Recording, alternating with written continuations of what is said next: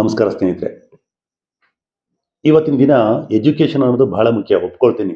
ಆದರೆ ಅದೇ ಜೀವನ ಆಗಬಾರ್ದು ಅಲ್ವಾ? ಯಾಕೆಂದ್ರೆ ಮೊನ್ನೆ ತಾನೇ ನಾನು ಪೇಪರ್ ನೋಡ್ತಾ ಇದ್ದೆ, ಮತ್ತೆ ಟಿವಿಲಿ ಕೂಡ ಒಂದು ಪ್ರಸಾರ ಆಯಿತು ಒಂದು ವಿಚಾರ. ಎಸ್-ಎಸ್-ಸಿ ಎಕ್ಸಾಮ್ ಮೊನ್ನೆ ತಾನೇ ಮುಗಿದಿದೆ, ಇನ್ನು ಫಲಿತಾಂಶ ಪ್ರಕಟಗೊಂಡಿಲ್ಲ.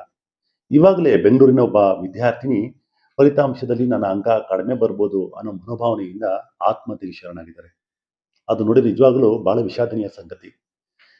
ಈ ಮಕ್ಕಳು ಆತ್ಮಹತ್ಯೆಗೆ ಶರಣಾಗ್ತಾರೆ ಅಂತ ಅಂದ್ರೆ ಆ ಮಕ್ಕಳು ಮೈಂಡು ಎಷ್ಟು ಮಟ್ಟಿಗೆ ನಾವು ಸ್ಟ್ರಾಂಗ್ ಮಾಡಿದೀವಿ, ಎಷ್ಟು ಮಟ್ಟಿಗೆ ನಾವು ಎಜುಕೇಶನ್ ಕೊಡ್ತಾ ಇದೀವಿ ಅವರಿಗೆ, ಮನೆಯ ವಾತಾವರಣ ಹೇಗಿದೆ, ಪೋಷಕರ ಪಾತ್ರ ಹೇಗೆ ನಿರ್ವಹಿಸ್ತಾ ಇದ್ದಾರೆ, ಅವರ ಸ್ನೇಹಿತರು ಹೇಗಿದ್ದಾರೆ, ಟೀಚರ್ಸ್ ಹೇಗಿದ್ದಾರೆ, ಇದೆಲ್ಲ ಕೂಡ ಕೌಂಟ್ ಆಗ್ತಾ ಹೋಗುತ್ತೆ. ಯಾಕೆಂದ್ರೆ ಎಸ್-ಎಲ್-ಸಿ ಅನ್ನೋದು ಜೀವನದ ಒಂದು ಪ್ರಮುಖ ಘಟ್ಟ, ನಾನು ಒಪ್ಕೊಳ್ತೀನಿ. ಆದ್ರೆ ಅದೇ ಜೀವನ ಅಲ್ಲ. ಏಕೆಂದ್ರೆ ನಮ್ಮ ಭಾರತ ದೇಶದಲ್ಲಿ ಎಷ್ಟೋ ಜನ 10ನೇ ತರಗತಿ ಫೇಲ್ ಆಗಿದ್ದಾರೆ. ಆದ್ರೆ ನಮ್ಮ ಭಾರತ ದೇಶದಲ್ಲಿ ಉತ್ತಮ ಸಾಧನೆ ಮಾಡಿದ್ದಾರೆ, ಅಂತಾರಾಷ್ಟ್ರೀಯ ಮಟ್ಟದಲ್ಲಿ ಅವರ ಕೀರ್ತಿ ಪತಾಕೆಯನ್ನು ಹಾರಿಸಿದ್ದಾರೆ. ಅಂಥವ್ರು ಉದಾಹರಣೆ ಇಟ್ಕೋಬೇಕು. ಏಕೆಂದ್ರೆ ಎಲ್ಲರೂ ಕೂಡ ವಿದ್ಯಾವಂತರಾಗೋದಕ್ಕೆ ಕಷ್ಟ ಆಗ್ಬೋದು. ಆದ್ರೆ ಒಬ್ರು ಕ್ರೀಡೆಯಲ್ಲಿ ಇರ್ತಾರೆ, ಇನ್ನೊಬ್ರು ಸಂಗೀತದಲ್ಲಿ ಒಬ್ರು ಇರ್ತಾರೆ, ಸಾಹಿತ್ಯ ಕ್ಷೇತ್ರದಲ್ಲಿ ಇರ್ತಾರೆ, ಸ್ಪೋರ್ಟ್ಸು, ಬೇರೆ ಬೇರೆ ವಿಚಾರಗಳಲ್ಲಿ ಅವರವ್ರ ಸಾಧನೆಗಳು ಖಂಡಿತ ಮಾಡ್ತಾರೆ.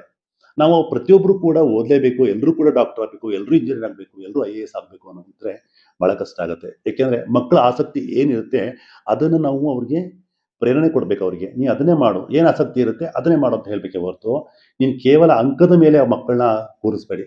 ಈಗ ಪೋಷಕರ ಒಂದು ಒತ್ತಡದಿಂದನೇ ಆ ಮಗು, ಆ ವಿದ್ಯಾರ್ಥಿನಿ ಮೊನ್ನೆ ಆತ್ಮಹತ್ಯೆ ಆಗಿರ್ಬೋದು ಅಂತ ನನ್ನ ಮನೋಭಾವನೆ ಅದು. ಆದ್ರಿಂದ ದಯವಿಟ್ಟು ಪೋಷಕರಲ್ಲಿ ಮನವಿ ಮಾಡ್ಕೊಳ್ತೀನಿ. ಇನ್ನೂ ಕೂಡ ಎಸ್-ಎಲ್-ಸಿ ರಿಸಲ್ಟ್ ಬಂದಿಲ್ಲ.